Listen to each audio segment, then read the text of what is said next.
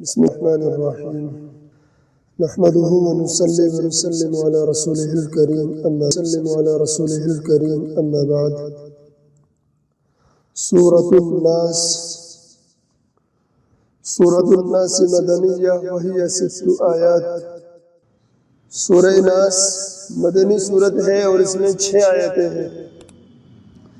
بسم اللہ الرحمن الرحیم، شروع اللہ کے نام سے جو بے حد مہربان نہایت رحم والا ہے۔ قل اعوذ برب الناس، تو کہہ میں پناہ میں آیا لوگوں کے رب کی، ملک الناس لوگوں کے بادشاہ کی، الہ الناس لوگوں کے معبود کی، من شر الوسواس الخناس بدی سے اس کی جو پھسلائے اور چھپ جائے، الذی یوسوس فی صدور الناس وہ جو خیال ڈالتا ہے لوگوں کے دل میں، من الجنۃ والناس جنوں میں اور آدمیوں میں۔ خلاصہ یہ ہے کہ آپ کہہ دیجئے کہ میں آدمیوں کے مالک، آدمیوں کے بادشاہ، آدمیوں کے معبود کی پناہ لیتا ہوں وسوسہ ڈالنے والے، پیچھے ہٹ جانے والے شیطان کے شر سے۔ پیچھے ہٹنے کا مطلب یہ ہے کہ حدیث میں ہے کہ اللہ کا نام لینے سے شیطان ہٹ جاتا ہے۔ جو لوگوں کے دلوں میں وسوسہ ڈالتا ہے، خواہ وہ وسوسہ ڈالنے والا جن ہو یا آدمی، یعنی جس طرح میں شیاطین الجن سے پناہ مانگتا ہوں، اسی طرح شیاطین الانس سے بھی پناہ مانگتا ہوں۔ جیسا کہ قرآن کریم میں دوسری جگہ جنات اور انسان دونوں میں شیاطین ہونے کا ذکر ہے۔ چنانچہ ارشاد ہے وَكَذَلِكَ جَعَلْنَا لِكُلِّ نَبِيٍّ عَدُوًّا شَيَاطِينَ الْإِنسِ وَالْجِنِّ، تو یہاں شیاطین الانس اور شیاطین الجن دونوں کا تذکرہ ہے۔ سورہ فلق میں دنیاوی آفات اور مصائب سے پناہ مانگنے کی تعلیم ہے، اور اس صورت میں اخروی آفات سے پناہ مانگنے کی تاکید ہے۔ جیسا کہ لفظ شر کا مفہوم سورہ فلق میں بیان کیا گیا کہ آلام اور موجبات آلام دونوں کو شامل ہے، یعنی شر ایک تو وہ ہوتا ہے جو بظاہر تکلیف پہنچ رہی ہے، اور ایک شر وہ ہوتا ہے جو تکلیف پہنچنے کا سبب بنتا ہے۔ تو دونوں طرح کے شر اس کے اندر شامل ہے اس کے مفہوم میں۔ تو اس سے پہلی صورت میں دنیاوی آفات سے پناہ مانگی گئی تھی، اور اس صورت میں اخروی آفات سے پناہ مانگنے کا ذکر ہے۔ اس صورت میں اس شر سے پناہ مانگی گئی ہے جو تمام گناہوں کا سبب ہے، یعنی شیطانی وساوس اور اثرات، اور چونکہ آخرت کی مضرت اشد ہے اس لیے اس کی تاکید پر قرآن ختم کیا گیا ہے۔ یعنی دنیا کے نقصان سے آخرت کا نقصان بڑا ہے۔ اگر دنیا کا کوئی نقصان ہو جائے تو وہ تو فانی ہے، کچھ دنوں کا نقصان ہے، کچھ دن محسوس ہوگا، اس کے بعد ایک دن نہ ایک دن موت پر تو ختم ہو ہی جائے گا۔ لیکن آخرت کا جو نقصان ہے وہ ہمیشہ ہمیشہ کا نقصان ہے۔ تو اس لیے آخرت کی مضرت اور آخرت کا نقصان زیادہ سخت ہے، اس لیے اس کی تاکید پر قرآن کریم کو ختم کیا گیا ہے۔ قل اعوذ برب الناس، رب کے معنی پالنے والے اور ہر حال کی اصلاح کرنے والے کے ہیں۔ اس جگہ رب کی اضافت ناس کی طرف کی گئی اور پہلی صورت میں فلق کی طرف۔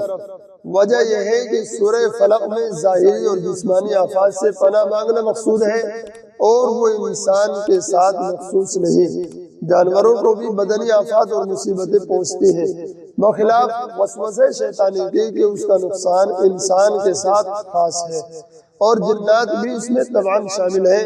اس لیے یہاں رب کی اضافت ناس کی طرف کی گئی۔ ناس کے معنی لوگ،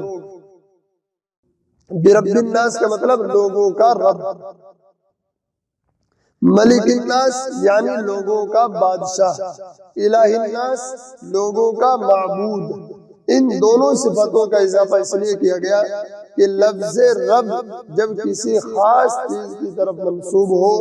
تو اللہ تعالیٰ کے سوا بھی دوسروں کے لیے بولا جاتا ہے، جیسا کہ اس سے پہلے سورہ فاتحہ میں بھی یہ بات بیان کی گئی تھی کہ رب کا اطلاق بغیر کسی کی طرف نسبت کیے ہوئے صرف اللہ ہی کے لیے ہوتا ہے، کسی چیز کی طرف نسبت کر کے یہ اللہ کے علاوہ دوسروں کے لیے بھی بولا جاتا ہے، جیسے رب الدار گھر کے مالک کو کہتے ہیں،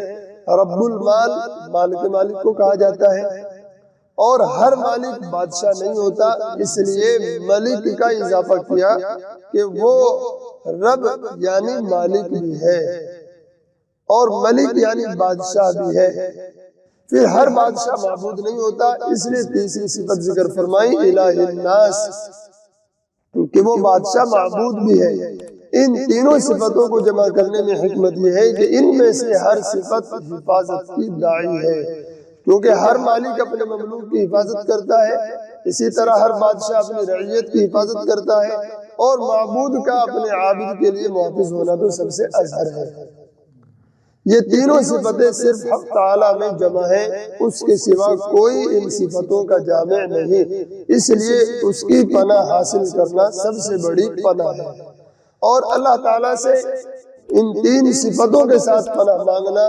دعا کی قبولیت کے لیے اقرب ہے کہ یا اللہ آپ ہی ان صفات کے جامع ہیں، ہم صرف آپ ہی سے پناہ مانگتے ہیں۔ یہاں جبکہ پہلے جملے میں رب الناس آ چکا تو بظاہر تقاضا مقام کا یہ تھا کہ آگے اس کی طرف ضمیر راجع کرنے سے کام لیا جاتا، یعنی قل اعوذ برب الناس، ملک الناس کی جگہ ملکہم، الہ الناس کی جگہ الہہم فرمایا جاتا، مگر اس لفظ کا بار بار تکرار اس لیے ہے کہ مقام دعا اور مدح ثنا کا ہے، اس لیے تکرار ہی بہتر ہے، یعنی جہاں کسی کی تعریف کی جاتی ہے تو اس تعریف میں بھی ایک ایک بات بار بار کہی جاتی ہے، اور جب دعا کی جاتی ہے تو دعا میں بھی ایک ایک چیز کو بار بار مانگا جاتا ہے، تو اس لیے ایک ہی لفظ بار بار آیا ہے۔ اور بعض حضرات نے لفظ ناس کے بار بار تکرار میں یہ لطیفہ بیان کیا ہے کہ اس صورت میں یہ لفظ 5 مرتبہ آیا ہے۔ پہلے لفظ ناس سے مراد بچے ہیں، اور لفظ رب اور ربوبیت اس کا قرینہ ہے، کیونکہ پرورش کی حاجت سب سے زیادہ بچوں کو ہوتی ہے، اور دوسرے لفظ ناس سے مراد جوان ہیں، اور لفظ ملک اس کا قرینہ ہے جو ایک سیاست کے معنی رکھتا ہے، وہ جوانوں کے مناسب ہے، اور تیسرے لفظ ناس سے بوڑھے مراد ہیں جو دنیا سے منقطع ہو کر عبادت میں مشغول ہوں، اور لفظ الہ اس کا قرینہ ہے جو عبادت کی طرف اشارہ کر رہا ہے، اور چوتھے لفظ ناس سے مراد اللہ کے صالح بندے ہیں، اور لفظ وسوسہ اس کا قرینہ ہے کیونکہ شیطان نیک بندوں کا دشمن ہے، ان کے دلوں میں وسوسہ ڈالنا اس کا مشغلہ ہے، اور پانچواں لفظ ناس سے مراد مفسد لوگ ہیں کیونکہ ان کے شر سے پناہ مانگی گئی ہے۔ تو 5 جگہ لفظ ناس آیا، 5 جگہ اس کے معنی الگ الگ مفہوم ہوتے ہیں۔ آگے ہے من شر الوسواس الخناس، اللہ تعالیٰ کی 3 صفات ذکر کر کے اب اس کا بیان ہے جس سے پناہ مانگنا مقصود ہے، وہ ہے وسواس خناس۔ وسواس مصدر دراصل بمعنی وسوسہ ہے، یہاں شیطان کو وسواس مبالغتاً فرمایا، گویا کہ وہ سراپا وسوسہ ہے، اور وسوسے کے معنی شیطان کا اپنی اطاعت کی طرف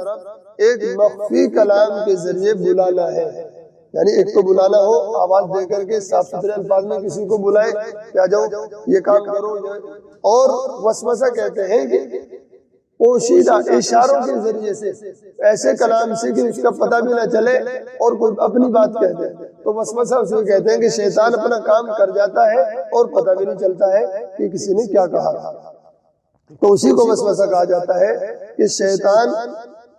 اپنی اطاعت کی طرف ایک مخفی یعنی پوشیدہ کلام کے ذریعے سے بلاتا ہے جس کا مفہوم انسان کے دل میں آ جاتا ہے اور کوئی آواز سنائی نہیں دیتی۔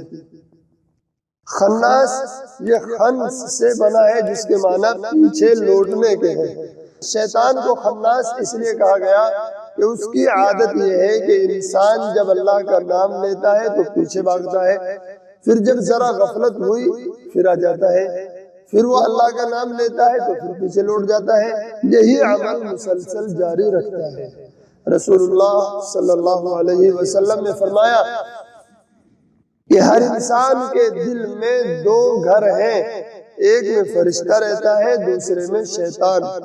فرشتہ اس کو نیک کاموں کی رغبت دلاتا رہتا ہے اور شیطان برے کاموں کی۔ پھر جب انسان اللہ کا ذکر کرتا ہے تو شیطان پیچھے ہٹ جاتا ہے، اور جب تک وہ اللہ کے ذکر میں مشغول نہیں ہوتا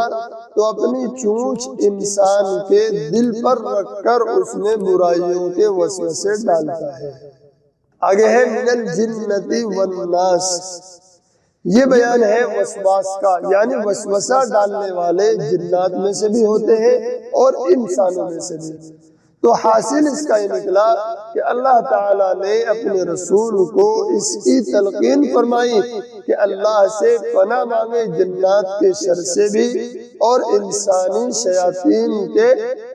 شر سے بھی، جنات شیاطین کے شر سے بھی اور انسانی شیاطین شر سے بھی۔ اگر یہ شبہ ہو کہ وسوسہ جناتی شیاطین کی طرف سے ہونا تو ظاہر ہے کہ وہ مخفی طور پر انسان کے دل میں کوئی مخفی کلام ڈال دے، مگر انسانی شیاطین تو کھلم کھلا سامنے آ کر بات کرتے ہیں، ان کا وسوسے سے کیا تعلق ہے؟ چونکہ وسوسہ تو کہا ہی اسے جاتا ہے کہ جو ایک پوشیدہ کلام ہوتا ہے کہ اس کے ذریعے سے شیطان اپنی اطاعت کی طرف بلاتا ہے، اس کی کوئی آواز نہیں ہوتی اور دل کے اندر وہ اس کو ڈال دیتا ہے، تو انسان تو آمنے سامنے ہو کر کے کھلم کھلا بات کرتا ہے، تو اس کا وسوسے سے کیا تعلق ہے؟ تو اس کا جواب یہ ہے کہ انسانی شیاطین بھی اکثر ایسی باتیں کسی کے سامنے کرتے ہیں جن سے اس کے دل میں کسی معاملے کے متعلق ایسے شکوک و شبہات پیدا ہو جاتے ہیں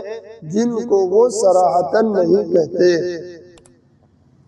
اور شیخ عز الدین ابن عبدالسلام نے اپنی کتاب الفوائد فی مشکلات القرآن میں بیان فرمایا، انسانی شیطان سے مراد خود اپنے نفس کا وسوسہ ہے، کیونکہ جس طرح شیطان جن انسان کے دل میں برے کاموں کی طرف رغبت ڈالتا ہے، شیطان جن انسان کے دل میں برے کاموں کی طرف رغبت ڈالتا ہے، اسی طرح خود انسان کا اپنا نفس بھی برے ہی کاموں کی طرف مائل ہوتا ہے۔ اسی لیے رسول اللہ صلی اللہ علیہ وسلم نے خود اپنے نفس کے شر سے بھی پناہ مانگنا سکھلایا ہے۔ حدیث شریف میں ہے اللہم انی اعوذ بک من شر نفسی و شر الشیطان و شرکی، یا اللہ میں آپ کی پناہ مانگتا ہوں اپنے نفس کے شر سے بھی اور شیطان کے شر اور شرک سے بھی۔ تو وسوسہ جس طرح شیطان ڈالتا ہے، اسی طرح جناتی جو شیطان ہوتے ہیں جس طرح وسوسہ وہ ڈالتے ہیں، اسی طرح انسانی شیطان بھی وسوسہ ڈالتے ہیں اور انسان کا نفس بھی انسان کو برائی کی طرف ابھارتا ہے۔ علامہ ابن کثیر نے فرمایا کہ اللہ تعالیٰ نے اس صورت میں انسان کو اس کی تلقین فرمائی ہے کہ اللہ تعالیٰ کی یہ تین صفتیں رب، ملک، الہ ذکر کر کے اس سے شیطانی وساوس اور سائز سے پناہ مانگنا چاہیے، کیونکہ ہر انسان کے ساتھ ایک قرین یعنی ساتھی شیطان لگا ہوا ہے جو ہر قدم پر اس کوشش میں لگا رہتا ہے کہ انسان کو تباہ و برباد کر دے۔ اول تو اس کو گناہوں کی طرف رغبت دیتا ہے اور طرح طرح سے اس کو بہلا کر گناہوں کی طرف لے جاتا ہے۔ اگر اس میں کامیاب نہ ہوا تو انسان جو طاعت اور عبادت کرتا ہے اس کو خراب اور ضائع کرنے کے لیے ریا و نمود اور غرور اور تکبر کے وسوسے دل میں ڈالتا ہے۔ علم والوں کے دلوں میں عقائد حقہ کے متعلق شبہات پیدا کرنے کی کوشش کرتا ہے، اس کے شر سے وہی بچ سکتا ہے جس کو اللہ ہی بچائے۔ یعنی شیطان اول تو گناہ کی طرف انسان کو مائل کرتا ہے کہ گناہ کرائے، لیکن جو نیک آدمی ہوتا ہے وہ گناہ نہیں کرتا، تو پھر اس کو جو وہ نیکیاں کر رہا ہے ان کو ضائع کرنے کی کوشش کرتا ہے، ان نیک اعمال کو خراب کرنے اور برباد کرنے کی کوشش کرتا ہے۔ وہ اس طرح کہ اس کے اندر وہ غرور پیدا کر دیتا ہے، ریا اور دکھلاوا پیدا کر دیتا ہے، تکبر کا وسوسہ ڈال دیتا ہے۔ جو اہل علم ہوتے ہیں ان کے دلوں میں وہ سچے عقائد جو ہوتے ہیں ان کے متعلق شبہات پیدا کر کے اس طرح وہ ان کو ہلاک اور برباد کرنے کی کوشش کرتا ہے۔ رسول اللہ صلی اللہ علیہ وسلم نے فرمایا کہ تم میں کوئی آدمی ایسا نہیں جس پر اس کا قرین یعنی ساتھی شیطان مسلط نہ ہو۔ صحابہ نے عرض کیا رسول اللہ کیا آپ کے ساتھ بھی یہ قرین ہے؟ فرمایا ہاں، مگر اللہ تعالیٰ نے اس کے مقابلے میں میری اعانت فرمائی اور اس کو ایسا کر دیا کہ وہ بھی مجھے بجز خیر کے کسی بات کو نہیں کہتا۔ وَلَكِنَّ اللَّهَ أَعَانَنِي فَأَسْلَمَ، یہ الفاظ حدیث کے ہیں کہ اللہ نے میری مدد فرمائی اور اس کو ایسا کر دیا کہ وہ بھی مجھے بجز خیر کے کسی بات کی طرف نہیں بہلا پھسلا سکتا یا نہیں کہہ سکتا۔ صحیحین میں حضرت انس رضی اللہ تعالیٰ عنہ کی حدیث ہے کہ ایک مرتبہ رسول اللہ صلی اللہ علیہ وسلم مسجد میں اعتکاف میں تھے۔ ایک رات میں ام المؤمنین حضرت صفیہ رضی اللہ تعالیٰ عنہ آپ کی زیارت کے لیے مسجد میں گئی۔ واپسی کے وقت رسول اللہ صلی اللہ علیہ وسلم ان کے ساتھ ہوئے۔ گلی میں دو انصاری صحابی سامنے آ گئے تو آپ نے آواز دے کر فرمایا کہ ٹھہرو، میرے ساتھ صفیہ بنت ہوئی ہے۔ ان دونوں نے بکمال ادب عرض کیا سبحان اللہ یا رسول اللہ،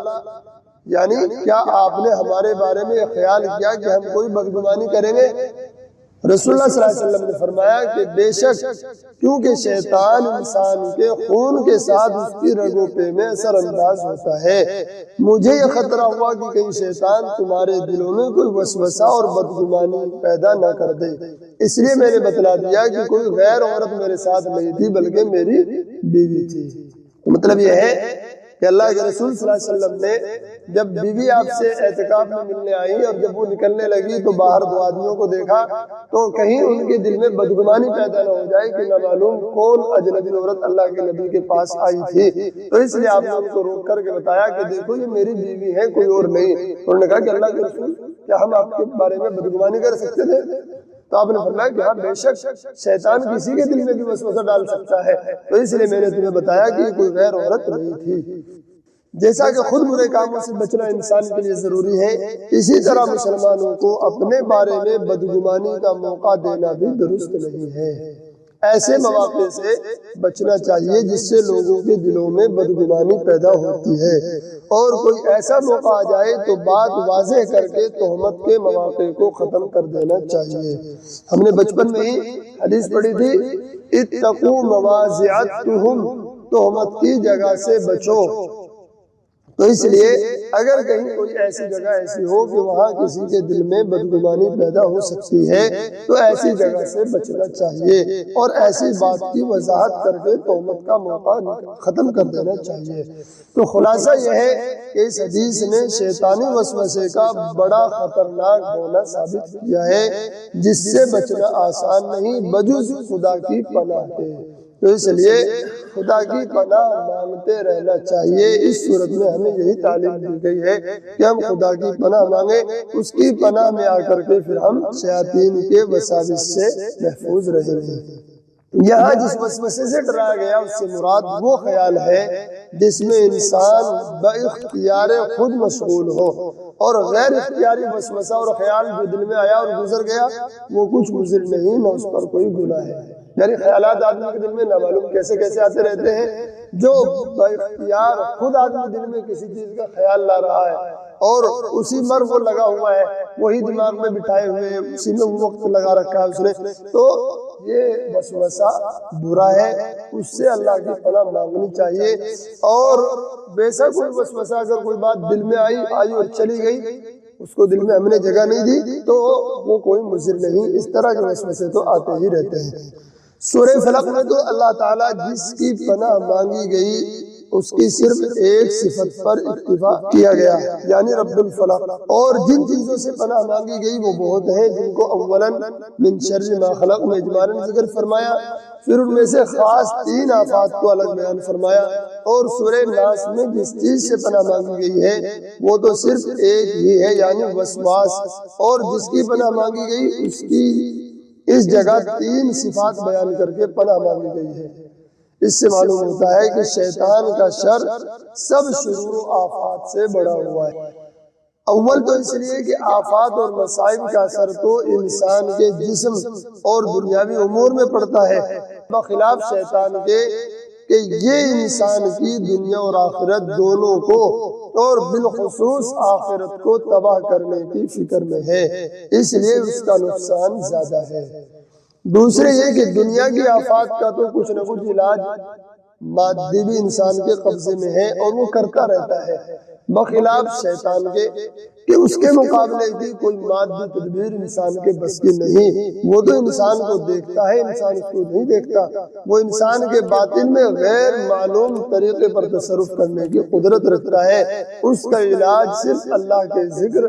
اللہ کا ذکر اور اس کی پناہ لینا ہے۔ اس لیے پہلی صورت میں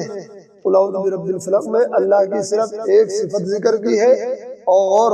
جن چیزوں کے شر سے پناہ مانگی گئی وہ کئی ساری ذکر کی ہیں، اور دوسری صورت میں جس چیز کی پناہ مانگی یعنی اللہ کی پناہ لی ہم نے تو اللہ کی 3 صفات ذکر کی گئی ہیں، اور جس چیز سے پناہ مانگی گئی ہے وہ صرف ایک یعنی شیطانی وساوس۔ تو اس لیے اس سے اندازہ ہوتا ہے کہ شیطانی وساوس کوئی معمولی چیز نہیں، یہ بہت اہم چیز ہے۔ تو اس لیے ہمیں ان وساوس سے پناہ مانگتے رہنا چاہیے، اور وہ پناہ مانگنے کا اللہ نے ہمیں آسان طریقہ یہ بتا دیا کہ ہم صبح و شام ان دونوں صورتوں کو پڑھ کر اپنے اوپر دم کیا کریں اور اللہ تعالیٰ سے ان الفاظ میں پناہ مانگا کریں۔ اللہ ہم سب کو عمل کی توفیق عطا فرمائے۔ سبحان اللہ وبحمدہ، سبحانک اللہم وبحمدک، ونشہد ان لا الہ الا انت، نستغفرک۔